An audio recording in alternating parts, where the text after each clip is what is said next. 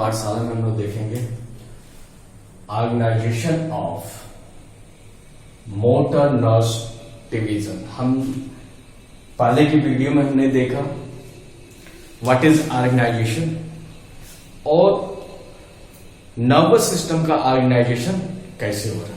उसमें हमने देखा नर्वस सिस्टम को दो भागों में डिवाइड किया गया, central nervous system CNS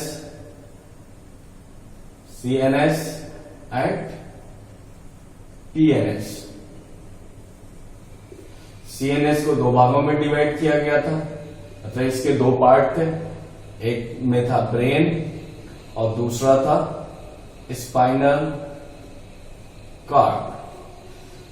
PNS को देखा गया जो कि पेरिफेरी में प्रेजेंट था, इसमें देखा गया तो इसके दो डिवीजन बनाए गए। कौन सा? एक बनाया गया सेंसरी और दूसरा मोटर। सेंसरी वाले पोर्शन में क्या हो रहा था? सेंसरी में पेरिफेरी पर प्रेजेंट जितने भी आपके सेंसरी ऑर्गन थे, जो 5 सेंसरी ऑर्गन थे, वो जो है सेंस को लेके आ रहे थे पेरिफेरल नर्वस सिस्टम के पास, और पेरिफेरल नर्वस सिस्टम से कहां जा रहा था? सेंट्रल नर्वस सिस्टम को। दूसरा जो पोर्शन था that is the motor division. अब उसी मोटर डिवीजन को हम यहां पर एक्सप्लेन करेंगे। ये जो मोटर डिवीजन है, मोटर डिवीजन में क्या है? जो भी इंपल्स गया ब्रेन उसको एनालाइज करेगा, एनालाइज करेगा, एनालाइज करके फिर वो जो इंपल्स वापस भेजता है इफरेंट सेल्स के लिए, इफरेंट टिश्यू के लिए, वो जो डिवीजन है वो डिवीजन बहुत ही इंपॉर्टेंट है और उसको ही जो है दो भागों में डिवाइड किया गया। अब ये जो दो भागों में डिवाइड किया गया, जो इंपल्स या जो आर्डर, जो ब्रेन जो है आर्डर भेज रहा है, जो कंट्रोलिंग मैसेज भेज रहा है, वो दो प्रकार के। वो उसमें से एक ऐसा आपको ऑर्डर मिला जो आपकी इच्छा के ऊपर निर्भर है। आप चाहे तो उस ऑर्डर को क्या कर सकते हैं? अपनी इच्छा से कर भी सकते हैं और मना भी कर सकते हैं, यानी पूरी तरह से वो आपकी इच्छा के ऊपर डिपेंड है। और दूसरी ऐसी आपको ऑर्डर मिला जो ऐसी चीजों के लिए ऑर्डर है जिनकी एक्टिविटी को आप अपनी इच्छा के अनुसार चेंज नहीं कर सकते हैं। ना तो अपनी इच्छा के अनुसार उसको आप बढ़ा सकते हैं, ना उसको अपनी इच्छा के अनुसार घटा सकते हैं। यदि देखा जाए तो आपकी बॉडी के अंदर दो प्रकार की एक्शन आ गए, दो प्रकार का एक्शन आ गया, दो प्रकार की गतिविधि आपके बॉडी के अंदर हो रही है। पहली हो रही है वॉलंटरी। वॉलंटरी का मतलब हुआ जो आपकी इच्छा के ऊपर डिपेंड है, जिसका कंट्रोल आपके इच्छा के अनुसार होता है, उसको आप अपनी इच्छा के अनुसार कर सकते हैं या नहीं कर सकते हैं। जैसे मूवमेंट, एग्जांपल देखा जाए तो मूवमेंट ऑफ हेड, लेग और आईलिड। आप अपनी इच्छा के अनुसार अपने हाथ को क्या कर सकते हैं? उठा सकते हैं, गिरा सकते हैं, इधर घुमा सकते हैं, उधर घुमा सकते हैं। ये मूवमेंट क्या है? आपकी इच्छा के ऊपर है। और चाहे तो एकदम सावधान की मुद्रा में खड़ा हो सकते हैं। दूसरा क्या है? आईलिड। आप चाहे तो अपनी आंख की पलकों को क्या कर सकते हैं? खोल सकते हैं या बंद कर सकते हैं। ये आपकी इच्छा के ऊपर डिपेंड है। आप देखना चाहते हैं तो खोले हुए आईलिड को, अगर आप देखना नहीं चाहते हैं आप आईलिड को क्या कर दिए? बंद कर दिए, यानी आप ध्यान के मुद्रा में चले गए। तो ये आपकी वॉलंटरी एक्शन है। जो दूसरी आपके पास एक्शन मिला वो है इनवॉलेंटरी। इनवॉलेंटरी एक्शन का मतलब ऐसी इच्छाएं जो आपकी मर्जी के अनुसार न चले। इनको अगर शुद्ध हिंदी में बोला जाए तो इनको बोलते हैं अनैच्छिक एक्शन, अनैच्छिक कार्य, जो आपकी इच्छा के ऊपर डिपेंड न हो। अब बहुत सारी ऐसी एक्टिविटी आपके बॉडी में होती है जो आपकी इच्छा के बस में नहीं होता है, और उसमें से 95% जो एक्टिविटी है वो विसरल ऑर्गन के ऊपर होता है। अब विसरल ऑर्गन का मतलब हुआ इंटरनल बॉडी ऑर्गन, यानी वो सारे ऑर्गन्स जो स्पेशली आपके थोरेसिक और एब्डोमेन रीजन में प्रेजेंट हैं, उनकी जो एक्टिविटी है, उनके जो कार्य है, वो एक्शन, वो उनके कार्य आपकी इच्छा के अनुसार नहीं होते। जैसे सांस लेना यानी रिस्पायरेशन की जो प्रक्रिया है वो आपकी इच्छा और अनिच्छा के ऊपर डिपेंड नहीं करता है, रिस्पायरेशन होता रहता है। या हार्ट का रेट, हार्ट जो पंप कर रहा है वो आपकी इच्छा और अनिच्छा के अनुसार नहीं कर रहा है, उसके ऊपर आपके मन का कोई कंट्रोल है नहीं। यानी ये देखा गया कि जो स्मूथ मसल्स है और इंटरनल बॉडी ऑर्गन्स है, इनकी जो एक्शन है उसके ऊपर आपकी इच्छा का कोई भी जोर नहीं चलता है। यानी आपके पास दो एक्शन मिल गए, एक वॉलेंट्री मिल गया, एक इनवॉलेंट्री। तो जितने भी वॉलेंट्री एक्शन हैं उनके ऊपर जो कंट्रोलिंग का काम होता है वो नर्वस सिस्टम के सोमैटिक डिवीजन का होता है। यानी सोमैटिक नर्वस सिस्टम जो होता है वो पूरी तरह से रेगुलेट करता है आपके बॉडी के अंदर होने वाली वॉलेंट्री एक्शंस को। यानी आप हाथ ऊपर कर रहे हैं या नीचे कर रहे हैं, ये जो आपके दिमाग में सेंसेशन आया और उसको जो गवर्न कर रहा है, उस नर्वस सिस्टम के ब्रांच को बोलेंगे क्या चीज, सोमैटिक नर्वस सिस्टम। और दूसरा अनकंट्रोल यानी इनवॉलेंट्री वाला, यानी आपके इंटरनल ऑर्गन की जो एक्टिविटी है जैसे रिस्पायरेशन या हार्ट रेट, उनके ऊपर जो कंट्रोल करने का काम करता है वो है ऑटोनॉमिक नर्वस सिस्टम। बात क्लियर हो? ऑटोनॉमिक नर्वस सिस्टम आपकी बॉडी के अंदर होने वाले उन अनैच्छिक क्रियाओं के ऊपर कंट्रोल करता है, रेगुलेट करता है, उनको रेगुलेट करता है। उनको जब जरूरत पड़ेगी तो इंक्रीज करेगा या जब जरूरत पड़ेगी तो डिक्रीज करेगा। तो जो इंक्रीज और डिक्रीज करने का जो प्रोसेस है उसको बोलते हैं रेगुलेशन। यानी उसके ऊपर जो रेगुलेशन है वो कौन करता है, ऑटोनॉमिक नर्वस सिस्टम। अब इसके एग्जांपल भी हमने लिख दिया, क्या चीज, हार्ट रेट, रिस्पायरेशन या डाइजेशन या बीपी।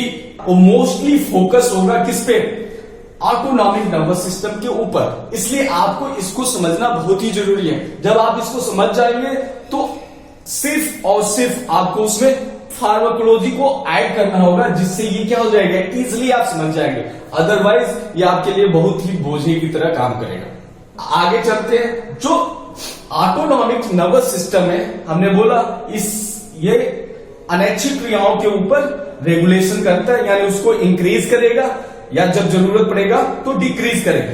तो जो इंक्रीज करने वाली एक्टिविटी होगी उस प्रोसेस, उनकी फंक्शन को इंक्रीज करने वाली जो प्रोसेस होगी, जो ये मैसेज लेके जा रहा होगा, वो डिवीजन क्या होगा, अलग होगा। यानी उन प्रोसेस को हार्ट के जो रेट है उसको बढ़ाने वाला जो मैसेज लेके जाने वाली नर्व्स का ग्रुप है, उनका क्या होगा, समूह, उनका ग्रुप क्या होगा, अलग होगा। और वही उसी हार्ट के पास लेके जाने वाली क्या चीज की एक्टिविटी को कम करने वाली, यानी एक हार्ट के रेट को क्या करेगा, बढ़ाएगा, और दूसरा जो ग्रुप आएगा वो हार्ट की रेट को क्या करेगा, कम करेगा। यानी ये दो अलग अलग प्रोसेस है। अब इन दोनों अलग अलग प्रोसेस को करने के लिए दो अलग अलग नर्वस सिस्टम की ब्रांचेस बनाएंगे, जो मोस्टली आपके बॉडी में जो 90% चीजों को क्या करती है, इंक्रीज करती है। जो भी इंटरनल फंक्शन है उसमें से 90% फंक्शंस को जो इंक्रीज कर रही है उसको बोलते हैं सिंपैथेटिक नर्वस सिस्टम, और जो इसके विपरीत उन फंक्शन को क्या करता है, डिक्रीज करता है, उनको बोला गया पैरासिम्पैथेटिक नर्वस सिस्टम। अब एक चीज ध्यान देने वाली बात है, सिंपैथेटिक हमने यूज वर्ड ये 90% इसलिए किया है क्योंकि इसके कुछ एक्सेप्शन है। कहीं पर आप ये देखेंगे कि सिंपैथेटिक नर्वस सिस्टम जो है, जो कि मोस्टली चीजों को इंक्रीज कर रही है, कुछ जगहों को कुछ एक्टिविटी को क्या कर देती है, डिक्रीज कर देती है। उसी 10% में है क्या कि सिंपैथेटिक नर्वस सिस्टम कुछ चीजों को कम करती है। वो चुनिंदा चीज है, उसको आप याद करेंगे जिससे ये पूरी क्लियर हो जाएगा। दूसरा, ये क्या काम करता है, पैरासिम्पैथेटिक नर्वस उस सारी एक्टिविटी को डिक्रीज करता है, यानी रेस्ट की तरफ लेके जाता है। कुछ ऐसी एक्टिविटी है जिसको ये एक्शन की तरफ इंक्रीज करने का काम करता है, यानी 90% ये भी जो है चीजों को डिक्रीज करने का काम करता है, बट 10% इंक्रीज करने का काम करता है।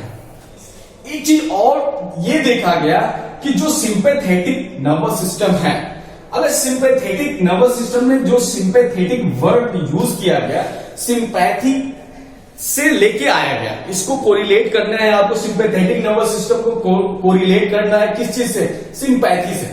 और सिंपैथी किसको जरूरत होती है, जो स्ट्रेस की कंडीशन में हो या जो बहुत ज्यादा गुस्से में हो। भाई उन दोनों जगहों पे आपको क्या करना पड़ता है, दूसरे वाले बंदे को उसको क्या समझाना पड़ता है। तो इन दोनों कंडीशन में जो बॉडी के अंदर जो नर्वस सिस्टम है वो जो एक्टिवेट होता है, जो रेगुलेट होता है, यानी जो उस समय हरकत में होता है, उस पोर्शन को बोलते हैं सिंपैथेटिक नर्वस सिस्टम। यानी आपके बॉडी में अगर कुछ स्ट्रेस वाली कंडीशन आ रही है या बहुत ज्यादा एक्टिव होने की कंडीशन आ रही है, उस समय ये सिस्टम क्या करता है, एक्टिव रहता है उसमें। फॉर एग्जाम्पल, आपने क्या देख लिया, भूत देख लिया, तो जब भूत देख लिया आपको क्या होगा, डर होगा।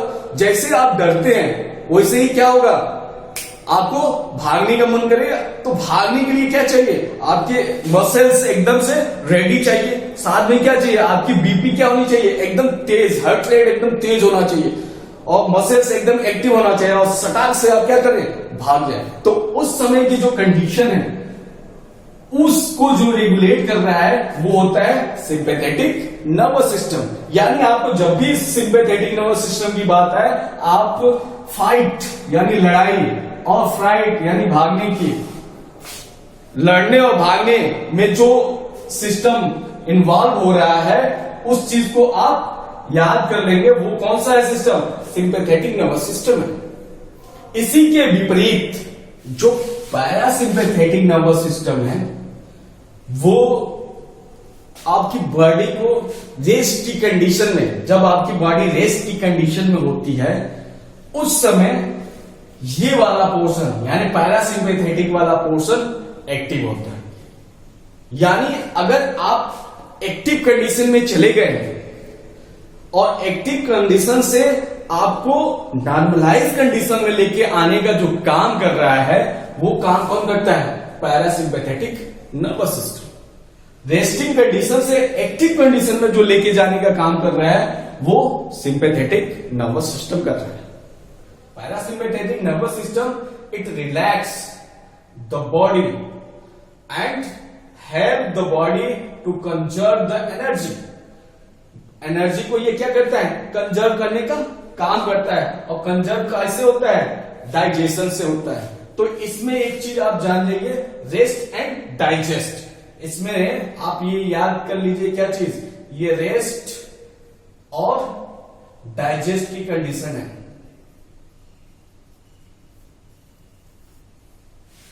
ये तो रही पुरानी धारणा, but now a day in organisation की अगर बात करें तो जो ऑटोनॉमिक नर्वस सिस्टम है उस ऑटोनॉमिक नर्वस सिस्टम को दो भागों के बजाय एक तीसरा भाग भी क्रिएट कर दिया गया और तीसरे भाग को बोलते हैं एंटेरिक नर्वस सिस्टम। तीसरे वाले भाग को बोलते हैं एंटेरिक नर्वस सिस्टम। ये एक छोटा सा भाग है जो बहुत स्टडी के बाद से इसमें से अलग किया गया, और जो अलग किया गया वो पैरासिम्पैथेटिक पोर्शन से ही अलग किया गया। तो बहुतेरे बुक्स में आपको इसी जस्ट पैरासिम्पैथेटिक के नीचे इसको डिवीजन दिखा दिया जाएगा, बट ये एक छोटा सा ही है, बट ये तीसरा डिवीजन है जो कि स्मूथ मसल्स, स्पेशली आपके जो स्टमच का पोर्शन है उसमें जो एक्टिविटी हो रही है, जो ऑटो इनवॉलेंटरी एक्टिविटी हो रही है, उसके ऊपर जो रेगुलेशन किया जा रहा है, उसकी जो गवर्निंग नर्वस सिस्टम का पोर्शन है उसको बोलते हैं इंटेरिक नर्वस सिस्टम। ये स्पेशली आपके स्टमच और इंटेस्टाइन वाले रीजन में प्रेजेंट स्मूथ मसल्स को गवर्न करती है। एक चीज और जानने की जरूरत है यहां पर, वो ये है कि जो सिंपैथेटिक नर्वस सिस्टम है और जो पैरासिम्पैथेटिक नर्वस सिस्टम, ये जो है एक प्रकार से देखा जाए तो होमियोस्टेसिस का काम करते हैं। होमियोस्टेसिस क्या है? होमियोस्टेसिस कुछ भी नहीं है, आपके बॉडी में होने वाली वो सारी प्रक्रियाएं हैं या प्रोसेस है जिसके द्वारा जो भी एक्टिविटी आपके बॉडी में हो रहा है वो बैलेंस हो जाए। यानी ये बैलेंस है, एक तराजू है, तराजू में बीच में क्या होता है? आलम होता है। अब अगर ये पलड़ा आप झुका देंगे तो ये क्या हो जाएगा? ये मूव करके यहां पर चला जाएगा। ये अगर आप इसको यहां लेके चले हैं तो ये कहां चला जाएगा? यहां चला गया। तो अब इसको फिर से क्या करना पड़ता है? इसको फिर से नीचे लेके आना पड़ेगा। जब इसको नीचे लेके आएंगे तो ये क्या होगा? यहां पर पहुंच जाएगा, यानी बैलेंस हो जाएगा। यानी एक तरह अगर सिंपैथेटिक नर्वस सिस्टम मान लें और दूसरी तरफ पैरासिम्पैथेटिक नर्वस सिस्टम मान लें, तो इन दोनों के बीच में क्या होता है? एक जब बढ़ता है तो दूसरा उसको कोशिश करता है क्या करे? वापस पोजीशन पर लेके आए। अगर सिंपैथेटिक नर्वस सिस्टम नीचे जा रहा है तो पैरासिम्पैथेटिक क्या करेगा? उसको ऊपर की तरफ जाएगा। वो कोशिश करता है उस चीज को क्या करने के लिए? बैलेंस करने के लिए। और वही इसके विपरीत, ये अगर ऊपर जा रहा है तो पैरासिम्पैथेटिक क्या हो जाएगा? नीचे आ जाता है। तो यानी ये एक दूसरे के विपरीत काम करके ये बैलेंस करने का काम करते हैं, यानी होमियोस्टेसिस को मेंटेन करने का काम यही करते हैं।